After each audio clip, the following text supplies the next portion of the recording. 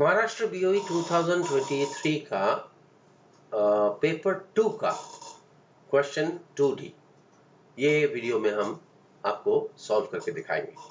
ठीक है, साथ में उसका रिलेटेड जो भी कंसेप्ट्स है वो हम डिस्कस करेंगे आपके साथ। And this way I am going to solve all the numerical problems that have come in the Maharashtra BOE 2023 paper, right? And I'll go on sharing. I would request you to subscribe this channel so that whenever I upload a new video, and if you click on the notification button, you will get notified for that. Okay, so let us come to the question. In this, we are going to solve the question 2D. What is the question? So a 200 TPH steam is generated by a boiler with a pressure given as 100 kg per centimeter square and a superheated temperature of 500 degrees centigrade. Okay? If the feed water inlet temperature मतलब it is HP outlet, that is eco inlet temperature. Feed water inlet temperature is 135 degrees centigrade and 52 tons of coal is consumed per hour. एक घंटा में 52 ton coal consume हो रहा है. They have asked us to calculate three things. First is equivalent evaporation from and at 100 degrees centigrade. Then equivalent evaporation from and at 100 degrees centigrade per ton of coal. That is second question. और third question में वो लोग को पूछा है हमने boiler का HP निकालने के लिए. ठीक है, तो सबसे पहले हम लोग पहला सवाल करते हैं equivalent evaporation from and at 100 degree centigrade. अच्छा, पहली बात है कि ये जो है इसका यूनिट क्या है. तो इसका कभी आपको कभी ऐसा भी सवाल में इक्विवेलेंट इवापोरेशन भी शायद ना दे, वो लोग खाली ऐसा बता दे from and at 100 degree centigrade, या तो FNA 100 डिग्री सेंटीग्रेड ऐसा भी बोला जाता है इसको. And quite commonly equivalent evaporation बोला जाता है. It's basically datum for the boiler performance. ठीक है, तो इसका यूनिट क्या होती है? इसका यूनिट होती है kg ऑफ स्टीम पर kg ऑफ फ्यूल. कोल है इन दिस केस, तो kg ऑफ कोल. ठीक है, तो पहला वाला जो सवाल है इसका यूनिट हम लोग को निकालना है kg ऑफ स्टीम पर kg ऑफ कोल. तो ये चीज होता क्या है? What is this? तो समझ लीजिए एक डेटा मतलब क्या है कि कोई एक बेसिक वर्क इसको दिया जा रहा है. तो ये जो 1 kg फ्यूल जलाने से ये बॉयलर कुछ स्टीम बनाता है और वो स्टीम में कुछ हीट इनपुट उसको होती है depending upon the feed water inlet and feed water outlet steam outlet condition. ठीक है, तो ये जो हीट वो दे रहा है 1 kg फ्यूल से, उसमें से वो कितना kg स्टीम बना सकता है जो कि फीड वाटर टेम्परेचर 100 डिग्री से लेके स्टीम बनेगा 100 डिग्री का ही. So what is this? It's the mass of steam generated per kg of fuel from feed water at 100 degree centigrade and the steam at 100 degree centigrade.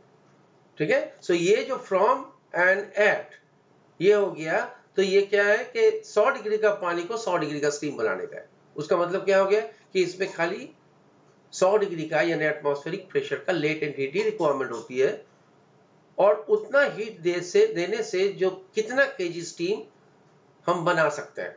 ठीक है, so that is the datum condition, that with the heat input to this boiler per kg of steam per kg of fuel, how much steam can be generated from and at 100 degree centigrade. That is the datum line. तो पकड़ लो हमारे पास एक boiler है जहां पे पानी जो घुस रहा है, फीड वाटर घुस रहा है, वो H enthalpy small h specific enthalpy लेके घुस रहा है पर kg of feed water, small h kilo calorie समझ लो उसका एंथैल्पी है.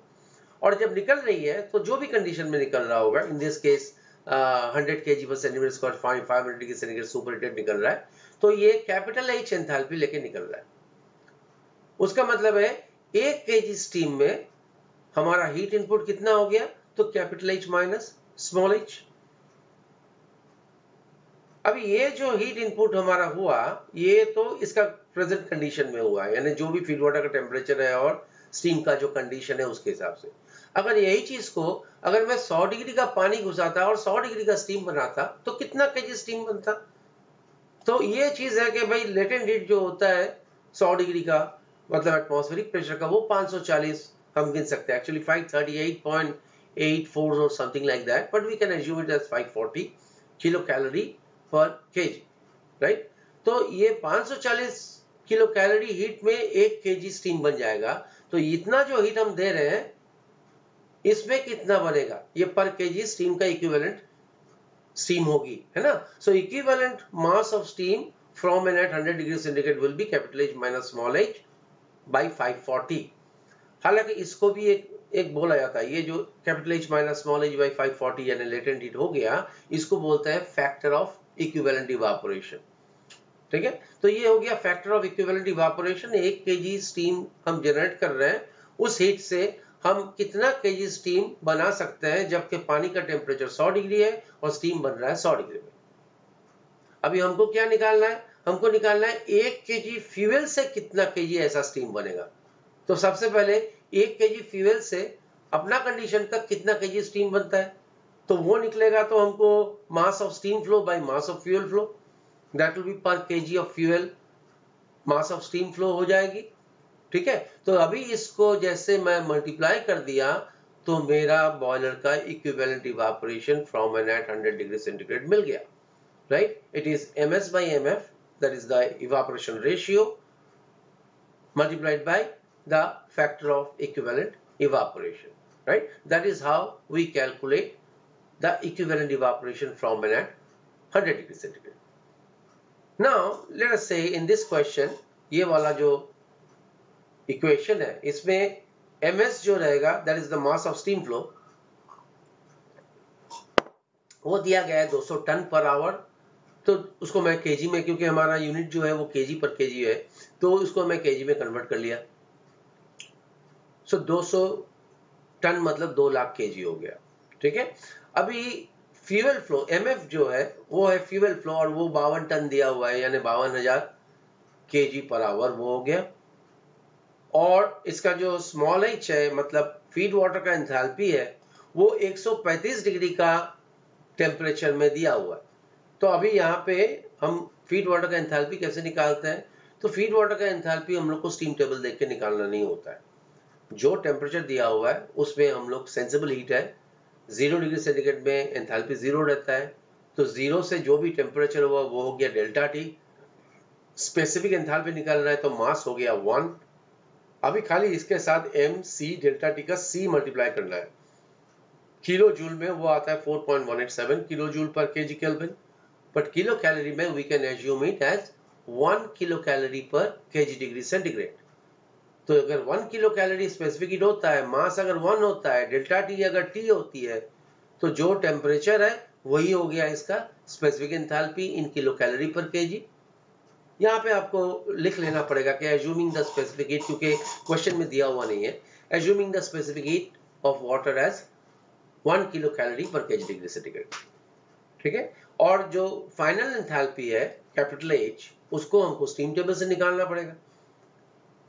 अभी यहाँ पे ये 100 केजी पर सेंटीमीटर स्क्वायर जो है ये G या एब्सोल्यूट वो दिया नहीं है, ये गेज प्रेशर है, ये एब्सोल्यूट प्रेशर है, ऐसा दिया नहीं है. तो यहाँ पे मैं क्या बताता हूँ कि अगर आप लोगों को MKS सिस्टम का स्टीम टेबल दिया जा रहा है, मतलब एटा में दिया जा रहा है, तो सीधा इसको केजी पर सेंटीमीटर स्क्वायर और एटा सेम चीज है, खाली एटा मतलब एब्सोल्यूट है, केजी पर सेंटीमीटर स्क्वायर गेज भी हो सकता है, एब्सोल्यूट भी हो सकता है. ठीक है, तो अगर एटा का स्टीम टेबल दिया हुआ है और यहाँ पे 100 केजी पर सेंटीमीटर स्क्वायर है, तो 100 एटा का तो स्टीम टेबल में मिल जाएगा, उसके लिए कोई इंटरपोलेशन करने की जरूरत नहीं है. तो हम लोग इसको एज्यूम कर लेंगे कि assuming the pressure given as absolute, और उसको लिख भी डालेंगे assuming the pressure given as absolute. और सीधा स्टीम टेबल से सुपरहीटेड स्टीम टेबल अगर है तो सुपरहीटेड स्टीम टेबल से, अगर सैचुरेटेड स्टीम टेबल दिया हुआ है तो फिर जाके हमको Hg प्लस CPT सुब माइनस T सेट वो करना पड़ेगा. वहां पे दूसरा और भी एज्यूम करना पड़ेगा कि assuming the specific heat of superheated steam as 0.5 kilo calorie per KG degree centigrade. ठीक है, सुपरहीटेड स्टीम टेबल अगर दिया हुआ है तो सीधा वहां से हमको 100 एटा 500 डिग्री का मिल जाएगा, और वो मिलता है 807 किलो कैलोरी पर केजी. ठीक है, तो अभी इसको हम सीधा हमारा इक्वेशन में डालते हैं. ms by mf यानी 2 lakh by 52,000 multiplied by capital H जो कि 807 निकला था माइनस 135, और तब जाके हमको निकलता है 4.79 kg ऑफ स्टीम पर kg ऑफ फ्यूल। इसको kg पर kg भी आप लिख सकते हो, ठीक है। तो ये हो गया हमारा पहले वाला सवाल का आंसर, जो equivalent evaporation from and at 100 degree centigrade मांगा हुआ है, और यूनिट होगा kg पर kg या तो kg ऑफ स्टीम पर kg ऑफ फ्यूल। पर जब ये लोग पर टन में मांगा हुआ है तो सेम चीज है, हम यही इक्वेशन इक्विवेलेंट इवापोरेशन का यूज करेंगे अभी, और वहां पे खाली ये जो फ्यूल का हम लोग ने 52,000 kg पकड़ा था, उसके जगह में 52 टन पकड़ लेंगे, ठीक है। तो हमारा यहाँ पे निकलेगा क्या, 4786.32 kg पर टन ऑफ कोल। इनफैक्ट अगर आप जल्दी में हो तो आप इसको 4.79 kg पर kg आया था ना, तो 4.79 टन पर टन भी लिख सकते हो, कोई कैलकुलेशन करने की जरूरत नहीं है। जो kg पर kg होता है वो टन पर टन भी होती है, क्योंकि यहाँ पे ऐसा तो मेंशन नहीं किया हुआ है कि भाई kg पर टन ही लिखना है, तो टन पर टन भी हमको लिख सकता है, बट ओके अगर kg पर टन लिखोगे तो कोई प्रॉब्लम नहीं, ठीक है। अच्छा, अभी तीसरा सवाल जो कि है हमारा बॉयलर का एचपी निकालने का। तो ये बॉयलर का एचपी क्या चीज होती है, तो ये एक एनर्जी का एक यूनिट होता है बॉयलर एचपी। वो यूनिट क्या है कि 1 घंटा में 34.5 पाउंड स्टीम बनाने के लिए जो एनर्जी चाहिए, और वो स्टीम कहाँ कैसे बन रहा है, तो same atmospheric pressure and 212 degree centigrade Fahrenheit, 0 psi g का मतलब होता है एटमॉस्फेरिक प्रेशर, गेज प्रेशर 0 बता रहा है, और 212 डिग्री फ़ारेनहाइट मतलब डिग्री सेंटीग्रेड में वो 100 डिग्री सेंटीग्रेड होती है, राइट। तो वो 100 डिग्री सेंटीग्रेड का पानी को 100 डिग्री सेंटीग्रेड का स्टीम बनाने के लिए 34.5 गैलन स्टीम बनाने के लिए जितना एनर्जी 1 घंटा में खर्चा होती है, उसको यूनिट पकड़ते हैं हम लोग एचपी। तो क्योंकि हम लोग को ये पाउंड और इसका हिसाब नहीं चलता है, तो let us make it in our way. So boiler HP is the amount of energy which is required to convert or produce 15.65, 34.5 divided by 2.205 pound में 1 kg होती है, उसको डिवाइड करोगे तो 15.64 समथिंग आएगा, 646 समथिंग आएगा, तो 15.65 पकड़ लेते हैं।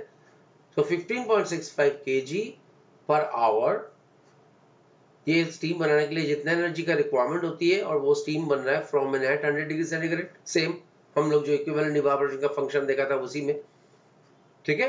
तो हमारा जो ये स्टीम बन रहा है वो कितना है, तो हमारा ये 2200 टन स्टीम बन रही है, यानी 2 लाख kg स्टीम बन रहा है, और 2 लाख kg का हमारा जो एंथैल्पी हम ऐड कर रहे हैं, जो एनर्जी यूज हो रहा है, तो वही उसका बॉयलर का पावर है, उतना ही वो एनर्जी दे रहा है, ठीक है। अभी ये जो एनर्जी दे रहा है वो कितना दे रहा है, तो 2 lakh into capital H minus small H, right. Feed water का एंथैल्पी 135, जो स्टीम फाइनल निकल रहा है 807 किलो कैलोरी लेके निकल रहा है, तो ये हमारा टोटल एनर्जी ट्रांसफर हो रहा है, और क्योंकि 200 टन का ही ले लिया मतलब पर आवर हो रहा है।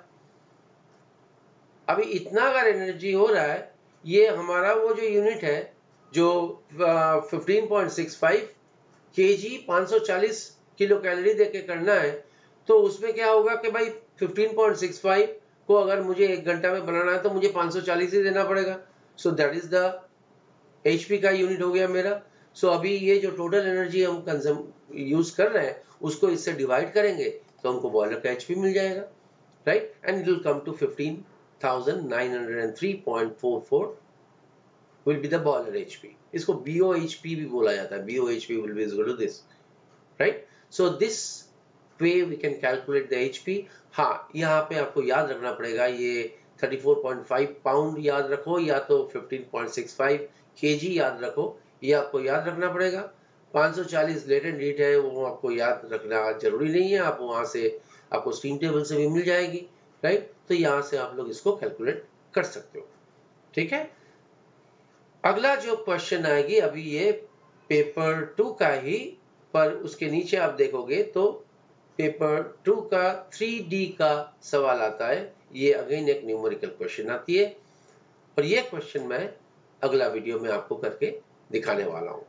सो Subscribe the channel and get notified whenever I present you with another video of the similar nature. Thank you and bye-bye.